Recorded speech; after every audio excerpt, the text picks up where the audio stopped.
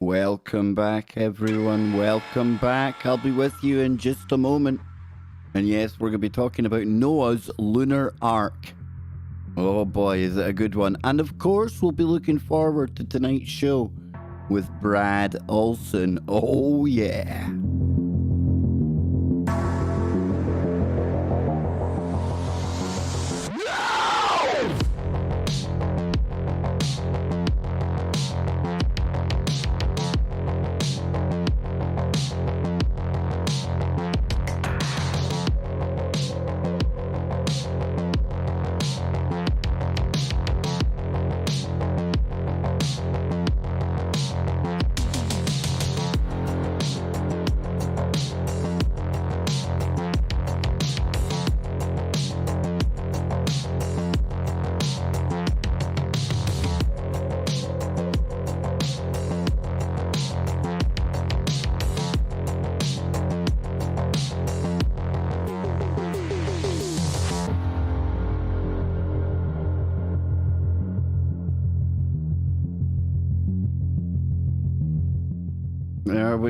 There we go. We're back. We're live. Another day in the simulation, ladies and gentlemen. Hope you're all having a great one out there. Hope you're all raring to go. Boy, am I raring to go. I've been waiting 1 week, one full week for this show tonight. Because remember, I got my dates wrong the first time. So this could be the most prepared I have ever been for an episode of KBS. Let's hope I'm not over prepared. Because tonight I'm going to be joined by Brad Olsen. Now let me just pull up what I need here. Oh, all these links, all these pages open. I'm telling you, one of these days I'll know what I'm doing. So there you go, there's Brad there. And we're going to be talking about Beyond Esoteric. And we'll be getting into his journey into Antarctica, but we've already talked about that. So I think it's going to be really interesting to pick Brad's brain on topics that we're already trying to uncover here on the show. The likes of where do we come from and where are we going? So there's going to be lost civilizations. There's going to be a lot of stuff that you might not expect to hear in the conversation tonight, ranging from giants to consciousness to the simulation theory. We're going to be here, there, and everywhere, and that's why it's going to be a classic KBS. We had the perfect show last night, Nano Girl, to get us all ready for Brad today. And then tomorrow, we've got Scotty Lopez and another new guest. We have got Mercedes Benedict coming on to the show. But if you've been following me for some time, you'll know that what I tend to do is I take each day and dedicate that one full day to the show ahead. The show's at 10 o'clock at night, so from the minute the eyes open until we do the show, that guest, that topic, it gets my full attention. And tomorrow I'm really looking forward to getting into some Mercedes information because I've been dying to take a look, only I can't do it yet because then I start to get jumbled up and I get confused and it all goes horribly, horribly wrong, ladies and gentlemen. Yes, my CPU has a tendency to overload when I try to look at too many show topics at once. I almost lost a cup of coffee there. That would have been a disastrous start to the day's streaming and content creation activities, let me tell you. So how you all doing out there? We're going to be talking about Noah's Lunar Ark, like I say. I've also got a rather concerning story to do with science, to do with stuff that we've been speaking about again here on the show in recent times. So this is going to be a good warm-up for the Brad Olsen special broadcast later today. And when I say later today, I'm meaning only 1 hour from now, folks. But I'm going to come over to the chat room here and see who's kicking about.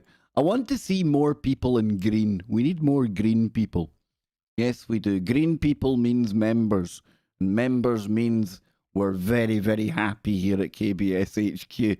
Now, if you want to become a member, all you got to do is click that shiny big join button down below. And if I jump in here, I see Alan, our singing friend, Alan McVicker. See, I'm not being disrespectful. I'm giving you your proper name now, Alan. But you'll still be MacGyver to me always. And that profile picture you've got, that's disturbing. Once you see that, you can't unsee it, dude. So we've got Saint Marionette, we've got Rose kicking about in there, the Wookiee, David, we've got Russell, we've got Cinny Monk, Saint Marionette again, I've done that one. Nothing as it seems, Little Glob, good to see you. The Wookiee, ZX, Jose Ramon Francis first today, the Wookiee, and Luna third. Luna, we're going lunar. Yes, we are. Let's get into it, folks, because I don't want to take up too much of your time today. Because it's getting exciting. We're getting close to Brad Olsen. Okay, you might have seen Brad over on Ancient Aliens. I don't know. But for me, it's been one of the... When I think back to the show I've done with Brad before, definitely one of the highlights of 1,400 plus episodes. Maybe that's building the anticipation for tonight. Oh, I don't know. But listen, we're going to be talking about Joe Joseph's favourite subject here right now first. Noah. Yes, or as I used to call him, Joa. Now, the story of Noah's Ark for me has always been quite troublesome, even from a young lad in Sunday school. When I would be that, I'd be a nightmare. Because when they were talking about putting animals onto the ark 2 by 2 to preserve life for after the flood that came along, even before I knew about, the science and things that I know today, I used to think and I used to look at my mates and go, how could they do that? 2 kangaroos, 2 bears, 2 alligators. Things would start eating each other. It doesn't make sense, right?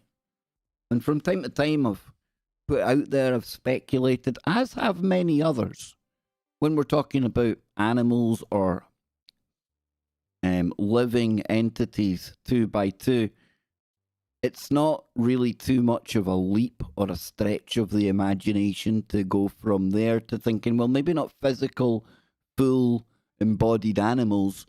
Maybe we're talking about genetics. Maybe we're talking about DNA. Now, I know that's quite controversial, very controversial, especially to the Christian community out there, to say that kind of thing. But that's okay, because it's just an idea. I don't know. I wasn't there. Could be right, could be wrong. But what I can tell you is What I can tell you is the next Noah is most definitely going to do it with genetics. Only the Ark he's building, he's going to be sending it to the moon. Yes, indeed. There's a new ambitious plan out there, ladies and gentlemen, to make sure that we can preserve life should anything really terrible befall our lovely planet here. There's a company out there that have had a very, very novel idea to send millions of copies of genetic code belonging to millions of different species that exist here on planet Earth. We're going to be blasting it right off to where? The moon. Yes, indeed. Now, there's part of me that thinks this is absolutely tremendously cool. And then there's another part of me that thinks, well, I don't know. Hold on a minute. Hold on. So it says a lunar Noah's Ark concept saves backup of millions of plants and animals. Now, we've already got the Ark, the kind of the thing, the seed vault up in Norway, where they've got a copy of all of the plant life, allegedly, all of the kind of the biology, the wildlife, the plant life, everything. I think they've got everything up there, right? But now we've got another company. We've got another company that are talking about blasting DNA samples into space. Okay? Let's get into it. Let's see what it says. It says, in the event of a global catastrophe, and none of us here want that. Remember, we are very powerful creation generators or intention generators. I don't know what I'm trying to say, but if we concentrate on global catastrophes happening, there's a good chance probably it will happen. So I tend to think of, in the unlikely event of a global catastrophe happening, because it's far more comfortable. And yes, it's like sticking your fingers in your ears and ignoring that there could be something bad coming our way. However, we're not there yet. And it says, let's be honest. It's seeming more and more likely nowadays. How would we protect the variety of plants and animals on Earth? Well, a team of researchers has proposed a rather dramatic solution. A Noah's Ark on the moon that stores millions of samples of seeds, spores, sperm, and eggs. Wow. They're going way beyond the whole genetic thing that I was thinking of here, right? So it says extinctions are happening at such an alarming rate that some scientists suggest we're heading into a sixth mass extinction event to occur on Earth. Now, since human activity is the leading cause of those passings, it is our responsibility to try to do something to help. You know, here's a novel idea. As opposed to like planning for the worst case scenario, we could maybe like buck up our ideas and oh, I don't know, start living a little more harmoniously together. You know, getting on with one another. Maybe now that we're in like the 21st century, we could put away some of those big bad ugly toys. You know, all those great things we invented to have more efficient ways of getting rid of people. Yeah, maybe we could kind of stave off some global catastrophe at the pass if we ourselves would be willing to change. Hey, I know it's hard to get 7.5 billion people to think that way, but there's no harm thinking that way. Yeah, I'm a pipe dreamer. What can I say, folks? The eternal optimist, right? So it says, one way we could do that is to collect and store samples of species in a doomsday-proof vaults like the Svalbard Global Seed Vault. Now, it's located in the Arctic, and this seed bank is home to almost 1 million samples of important food crops from around the world, preserving them in the case of disaster. So-called frozen zoos perform a similar function for animals, preserving sperm, eggs, embryos, DNA, or tissue samples. Now, the problem with these vaults is that they might not be as doomsday-proof as we'd like. Doom and gloom alert, folks. In 2016, water from the melting permafrost seeped into the Svalbard seed vault, demonstrating its vulnerability to the consequences of climate change. Sadly, few, if any, places on Earth will be completely safe. So by that logic, the safest place to put them would not be on Earth, right? Okay. That's the thinking behind a new Lunar Ark concept put forward by researchers at the University of Arizona, which would establish a, quote, global insurance policy for plants, animals, and fungi. Fungi on the moon. Not the sarcophagi. See, I got there in the end. We almost had a social justice warrior guy. There's lots of them kicking about, right? Can we not put that DNA, entire DNA bank, you know, the soy boy? Can we try and figure out if there's a gene responsible for that? Yes, the woke gene. It emerged in the late 2010s, you know. I'm only joking. Nothing wrong with woke people. Certainly wouldn't freeze a full one. In many ways, ladies and gentlemen, the moon is a perfect location for this kind of facility. Well, depends if we ask the aliens on the dark side. I mean, are we going to rent some lunar real estate off them? I'm just saying. It's freezing cold. It's tectonically stable. Yeah, it's because it's like a metallic marble inside. Just saying, it looks kind of like a Death Star. There's no weather or water to contend with, and there are no animals and few humans to get in the way. I like that. Very few humans to get in the way. That leaves it open-ended that there are a few humans that could get in the way up there. Now, hey, listen, last I checked, I know NASA have got plans about going back to the moon. But that makes it sound like there's already humans up there. Ooh, that's for another show altogether, eh? The team proposes that the Lunar Ark could be built inside lava tubes. Now, Scotty Lopez has talked about us going to the moon and taking advantage of these lava tubes before. Good idea. That were recently discovered just below the moon's surface. Now, elevator shafts would extend down into the facility where samples can be stored in cryogenic preservation modules, chilling seeds to around 180 degrees Celsius and animal cells to minus 196 degrees Celsius. And the whole thing would be powered by solar panels on the surface. So what do we think, folks? What do we think? Do you think this is quite a cool, novel idea? Do we think this is a good backup plan that they've come up with here? I want to see what the old chat room have got to say about this one. I want to see what people are thinking here. Oh, I take it I've been getting abused by somebody. Yeah, somebody putting in loads of... Yeah, you don't want to be putting in loads of emojis like that. Thank you, Jason. What gets into the minds of some people? I don't know. I really don't know. So, did they get triggered when I talked about the woke gene? Did they? Just saying. The soy gene cannot be uncorrupted. Oh, dude, is this like our next evolutionary step? Is the woke gene like our next advancement? I'm very hesitant to say that. Bet, good to see you. You haven't missed much.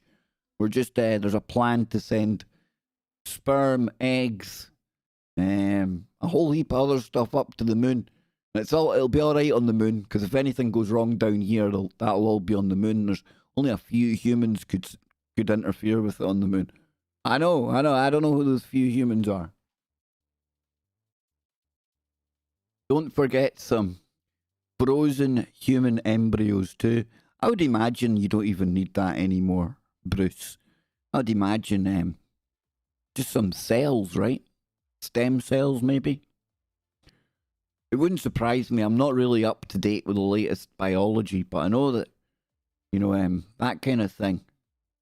I would imagine they've probably got ways now, as long as they've got some kind of genetic code version of you, they can probably insert it into some artificial embryo. I'm not sure. I'm not, like I say, I'm not a big biology guy.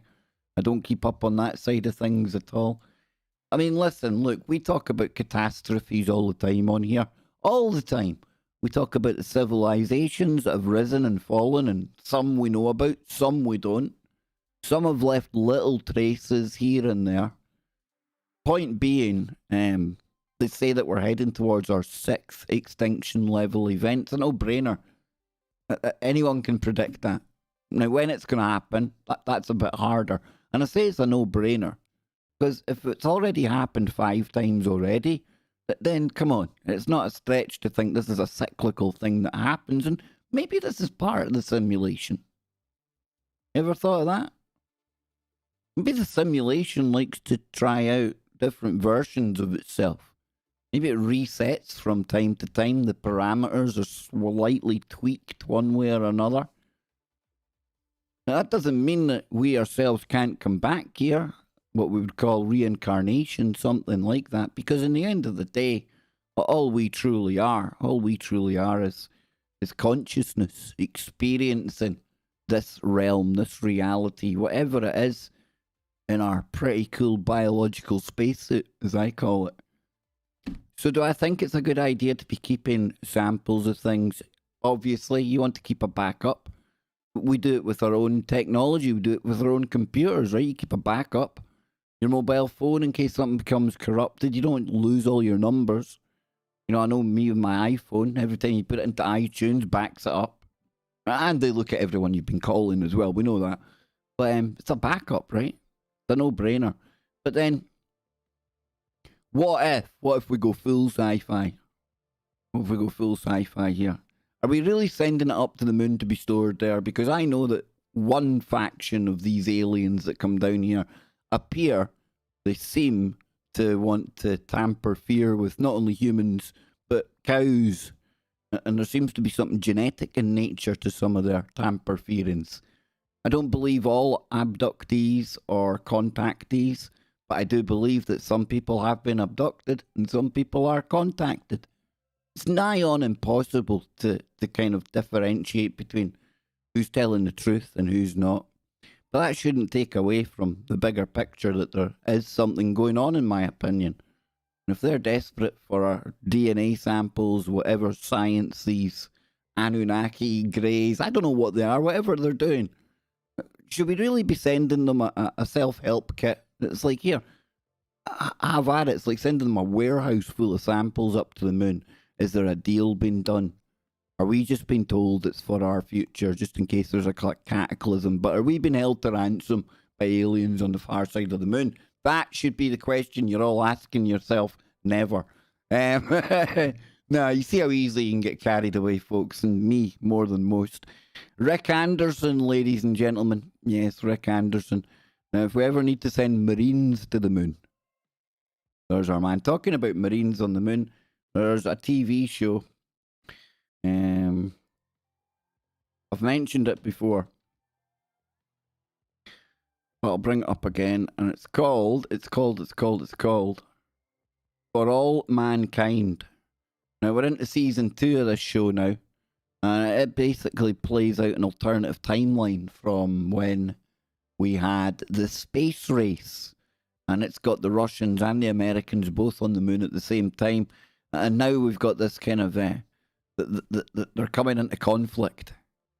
They've found lithium on the moon in this alternative universe, alternative timeline. And the Russians, they've gone in and they've absolutely taken over the piece of real estate that the Americans had where the lithium was. And now they're actually, the conversation takes place in the show, you know, do we send Marines to the moon? You see how quickly it can all escalate out of control, even up there on the moon. The first thing we want to be doing is shooting each other. I don't even know if guns would work on the moon. What happens when you fire a bullet on the moon? Because if it goes all wonky and slowly, it's not really going to have all that kind of stopping power that we're used to down here. So I don't know. I don't even know how I got here, but that TV show is damned good. Damned good. Now, to get a little bit more serious, which can be hard for me at times, very, very hard. We heard in there how the seed vault had flooded, okay? It flooded because, I would imagine, ice melting up at the North Pole. Well, we've seen a hell of a lot of icebergs breaking off from the South Pole, and a hell of a lot of melting going on, okay? Now, I'm not here to play the Greta Thunberg card. I'm not in that camp. How dare you? I'm not a climate scientist, okay? But, you know, there is stuff melting. There are icebergs out there. And this takes me back to some really early research. Back when I was just waking up, for lack of a better term, and I was learning all about, you know, climate change has been on the talking points for years now, right? And that came across my path and looked into all of that. But it was really interesting as well, right? Because I came to learn something really, really cool at the time. And I'd always heard about the Gulf Stream. Always heard about the Gulf Stream, how it went from the Gulf of Mexico right across the Atlantic and then it hits Ireland and the UK. And in many ways, the Gulf Stream prevents us, me in Glasgow, from having a similar winter to what you get in Siberia. Because when you start to look at them on the map, we're actually at the same line of longitude, I think it is. The same distance from the North Pole anyway, right? But that keeps us warm. But this was like around the time of the Deepwater Horizon incident.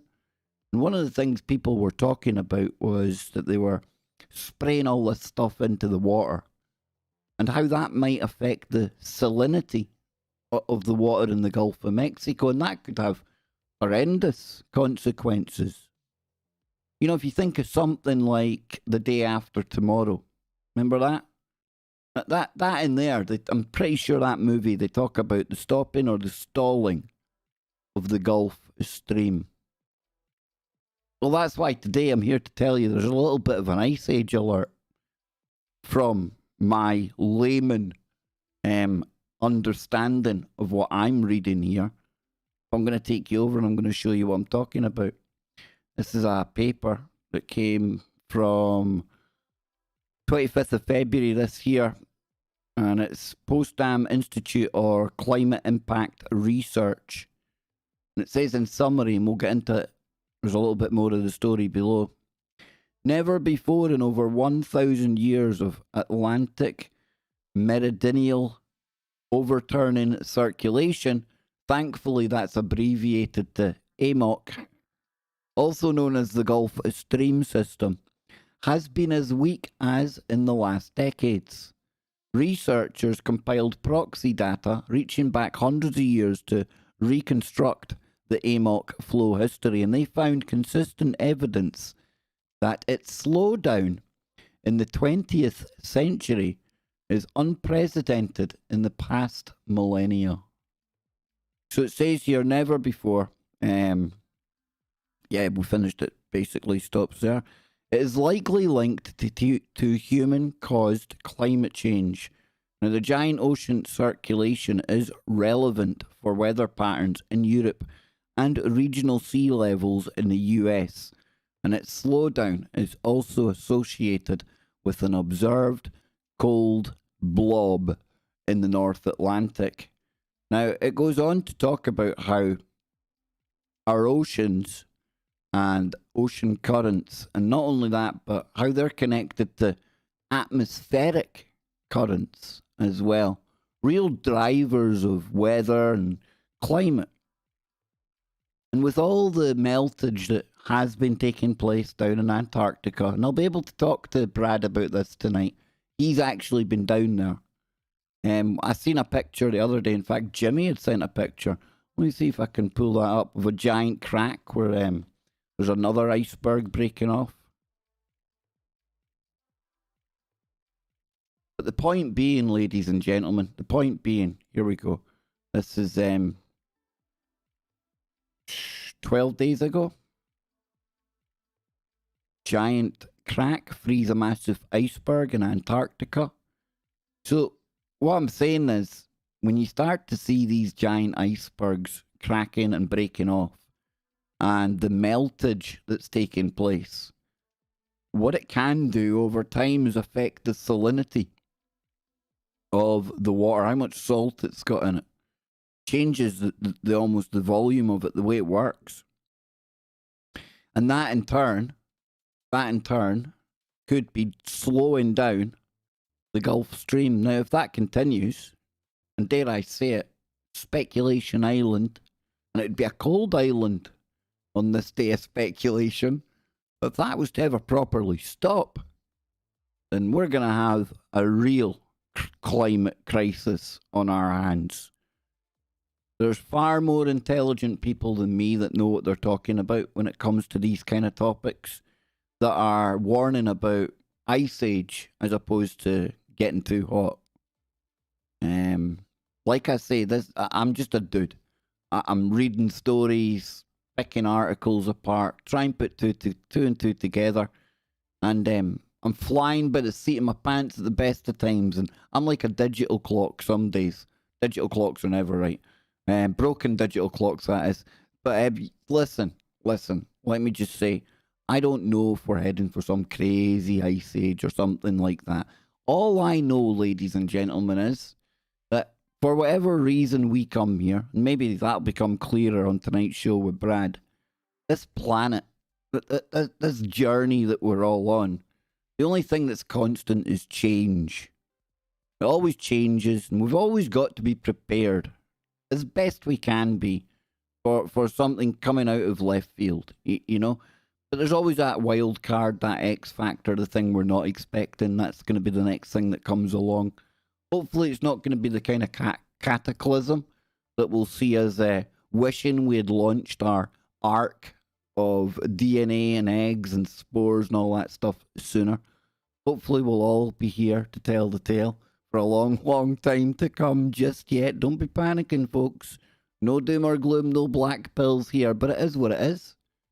And if that Gulf Stream does stop, oh, Kev Boy here is going to be living in an igloo. So I'll be running my igloo fund. Get ready for that, folks. If the Ice Age kicks in, there'll be an igloo fund. I'm only joking. That would be an absolutely horrendous LARP to pull. But listen, folks, I'll be back in a moment. I'm going to find out what you great people in the chat room are saying, and then I'm going to go and get ready. We're going to get ready for Brad Olsen.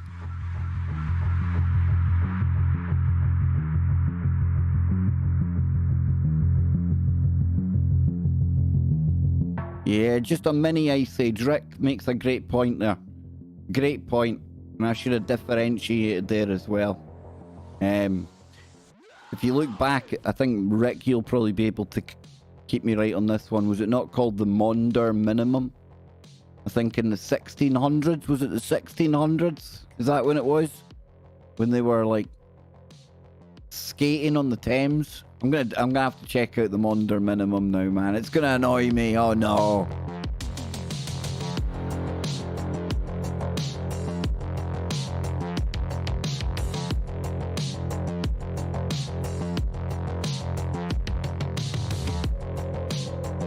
Yep, the Maunder Minimum, also known as the Prolonged Sunspot Minimum, is the name used for the period around 1645 to 1715, during which sunspots became exceedingly rare, as was then noted by solar observers.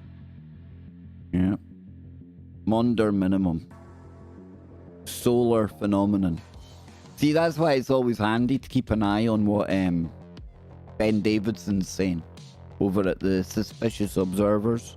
But could we be heading back to that kind of coldness? Could we? In recent years, we started to get that thing called the polar vortex. When I was growing up, I'd never heard of a polar vortex. Never. Now that's a thing. It's part of every winter now, right? Is that the shoe that's going to drop? A big snowshoe.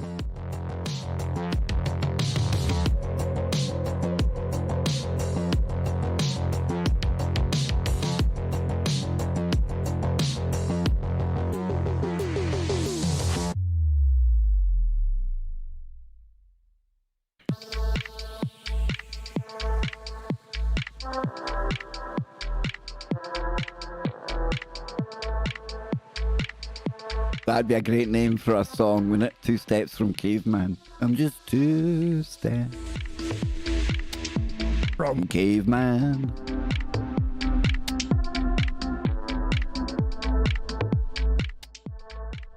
Excuse me, it's man. Oh, bloody heck.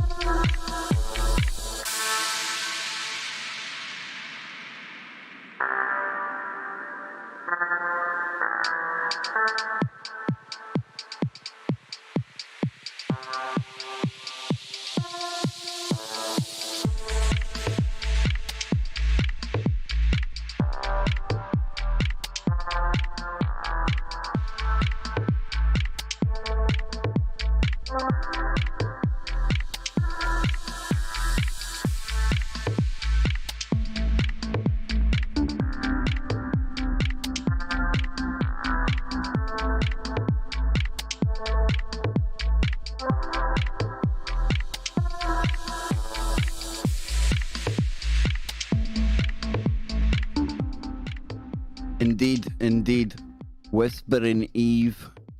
Dang, dude. If we ever get an Ice Age kicking in, dang, dude. I like the summer. I'm definitely a little sun worshipper. Oh, give me sunshine any day. Any day at all. Look, who knows, who knows, okay? We'll keep our eye on things. We keep on playing the game, take the simulation one day at a time, ladies and gents, and we'll all be okay. Now, Jason, thank you. Talk about giving me a thumbs up, but I want you to go and check out Jason's channel as well.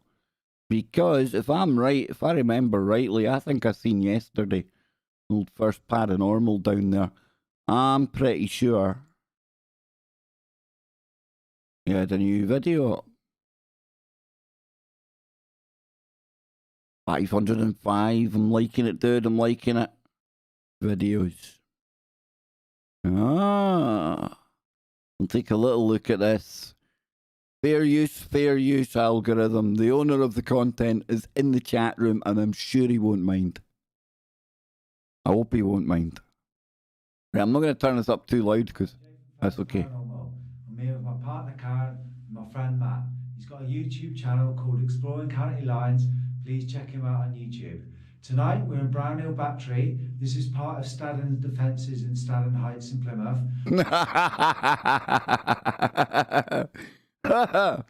Jason,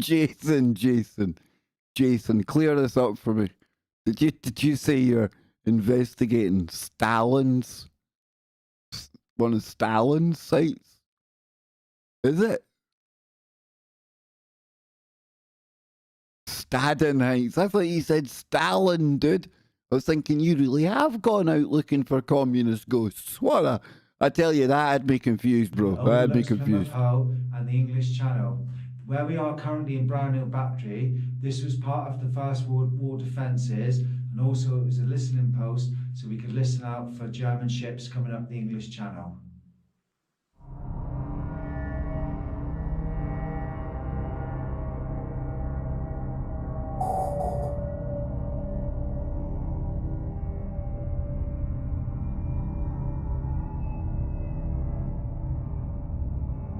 There you go. Now I'm going to drop this into the chat room. Hang on. Look at that. Oh my goodness.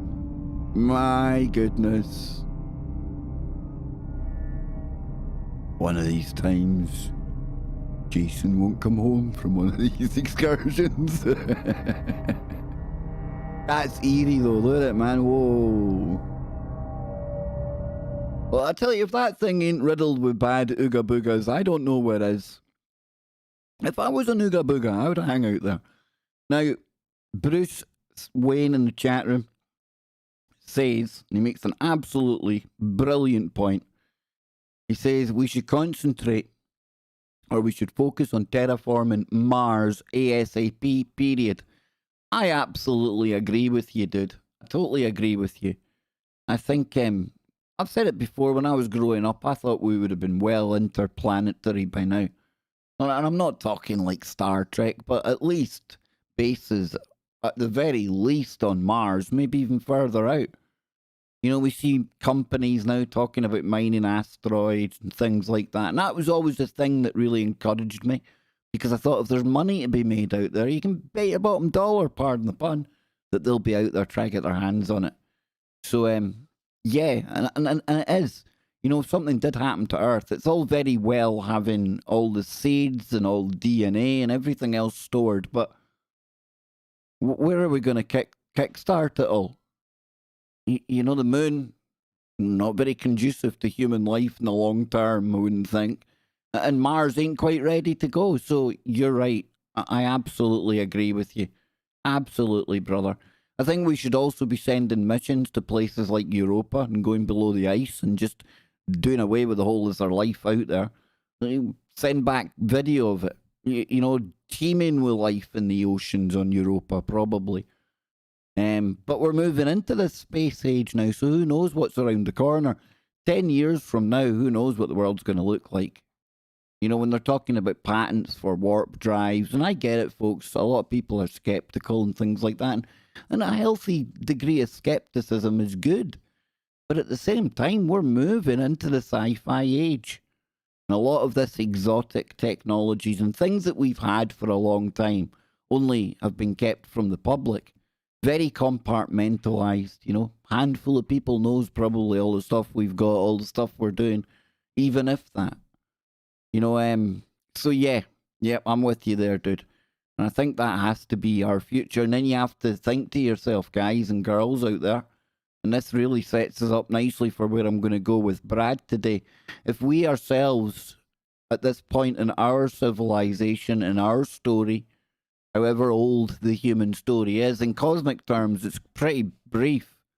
We've been here but the blink of an eye in cosmic terms, and here we are now talking about potentially going out and terraforming planets. If that's the case, then how can we dare rule out that a far older civilization, a far older species where all this played out many, many, many, many moons ago, how do we know they didn't have the same idea and they seen that blue marble hanging there in our solar system? Just absolutely awesome. Maybe it wasn't all that much tinkering to get it geoformed, to get it terraformed, to get it just right for whatever they were coming here to do. And what were they coming here to do? Why were they going out onto planets in the first place? Well, you could look at the story of the Anunnaki, and there's a really good story about how their atmosphere needed gold, and I think they're just the same as us. I think they've got that greed gene. You're telling me if we had spacecraft and we could make it to other solar systems, you try to tell me that we wouldn't be using LiDAR and all the latest technology to look for deposits of valuable minerals? Of course we would. Of course we would. And the first thing we would do is, if we seen a population down there, that even if it was like semi, civilized and, little villages and things, you absolutely better believe we're going down there. And, maybe there might be nothing down there but apes. And us being lazy because we get dead complacent the more advanced we get technologically. Maybe we would just think, hey, Dave, I've got a cracking plan. What's your plan, Dave? Well, Kev, what I'm going to do is I'm going to get some CRISPR technology. I'm going to get some bada bing, bada boom, some genetic engineering in the room, and we'll take those monkeys and we'll make them into something that can just about think for itself, and we'll send them down the mines. Sound good? I don't know about sounding good, but it sounds bloody familiar, doesn't it? Yep. There's a good chance we're about to repeat that version of history that some say is our story. Nothing new under the sun, ladies and gents. Nothing new under the sun. So with that said, I'm going to take 1 minute for a drink of coffee. I'm coming back into the chat room for 5. I don't know how I got into all that stuff, but it's going to be very relevant. Very relevant moving into tonight's show. Oh boy, you didn't know? Brad Olsen coming up in 30 minutes, ladies and gentlemen. 30 minutes and counting.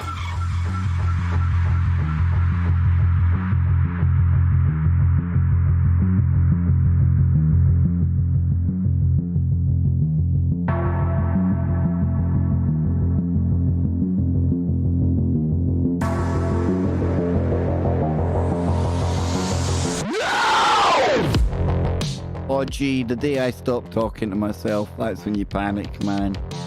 When Dave leaves the building, that's akin to the canary singing in the mine, or Big Adele warming up her lungs to give us a song at the end of the night. Yeah. Ladies and gentlemen, Dave has left the building.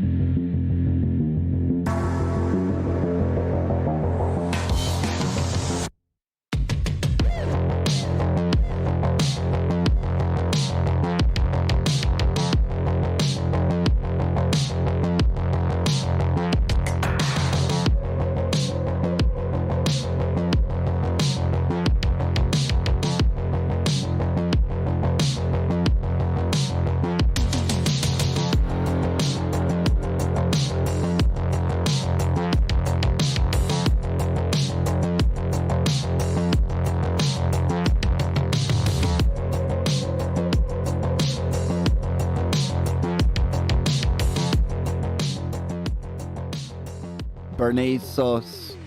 Laugh it up. Every day is a good day to be laughing. And Hodgie. Listen. He says, yeah, but first talking to yourself and then talking about your monkey. I'm afraid of where this conversation's going. And I'm glad you said that, because I'm quite afraid where that conversation might have been going as well. You see, that's what happens when Dave takes over. A pesky bugger is our Dave. Yes, he is. But listen, folks. What are you saying in the chat? Yes, oh gosh, he's talking to himself. I am. Bruce Wayne says, use them together. Use them in peace. 2010. The year we make contact. A movie. Wow, I need to see that movie. I like those kind of films, dude. And that's not one of my jokes. I'm being genuine. Bruce says, in fact, Marty says, I bought a bicentennial bottle of vodka last summer. I don't usually drink, but when the time's getting so wild, I figure I'll either need it for myself or to trade one of these days. For yourself. Dang, dude. Get some of it down, you Marty. Mars is the next best place, says Bruce. All we need is some bacteria and a couple of whippet huffing astronauts.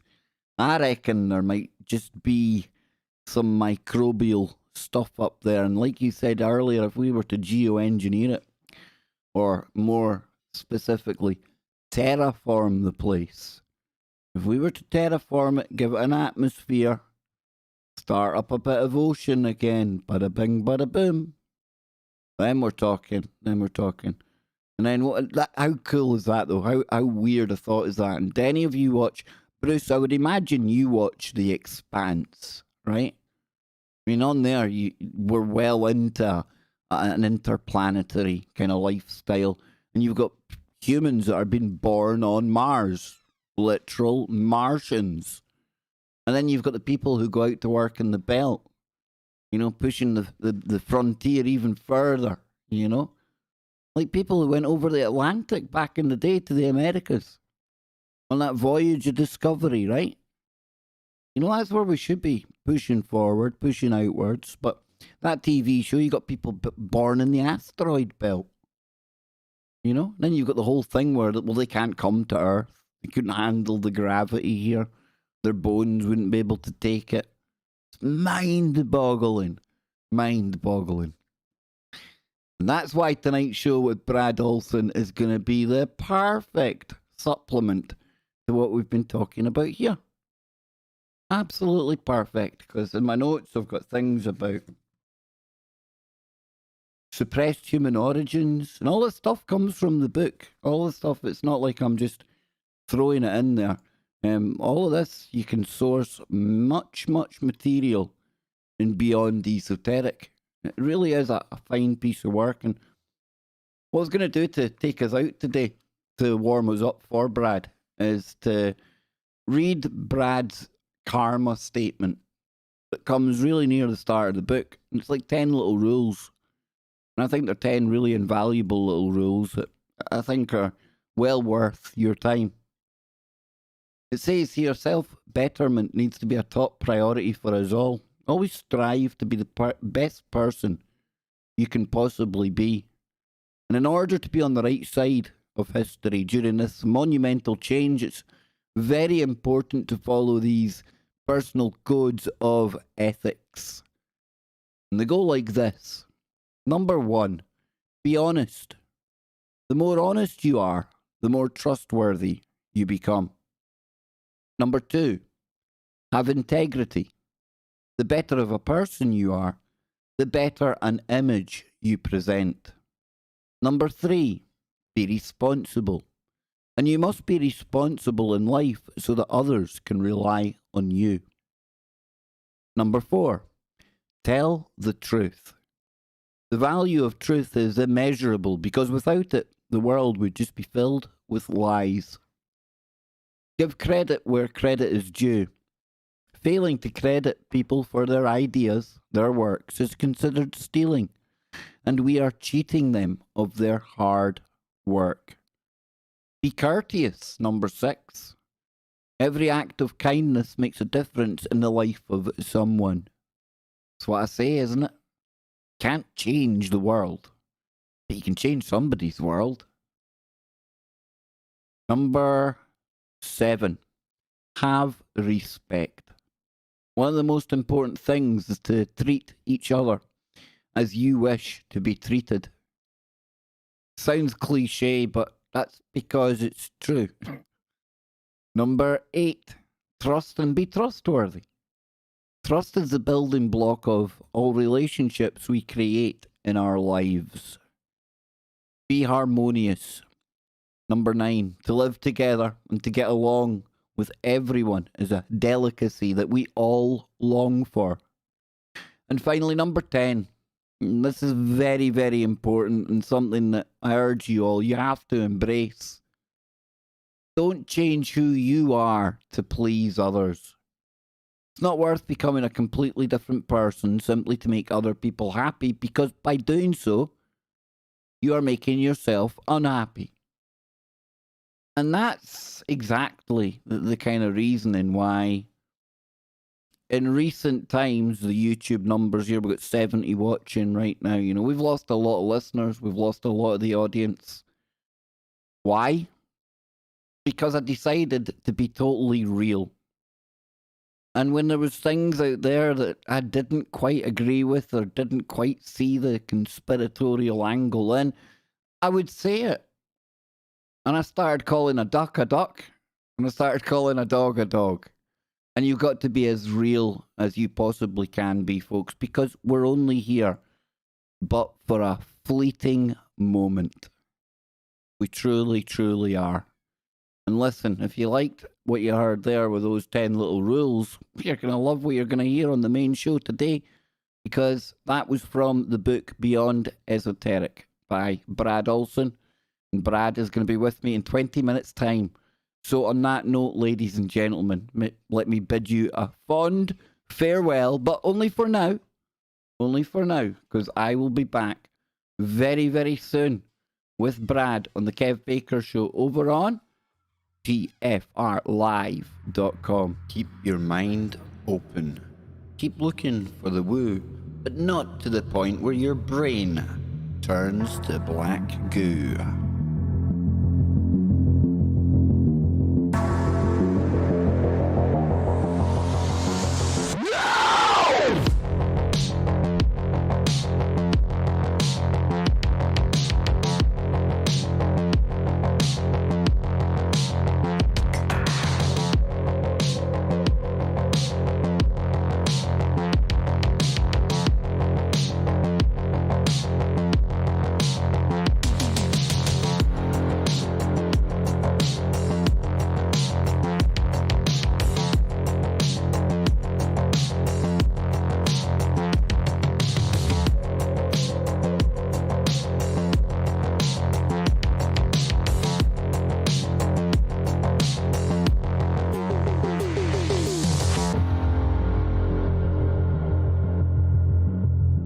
Remember to join us on the main show starting soon with Brad Olsen. We'll be talking about Antarctica, lost civilizations, ancient technology, the RH negative factor.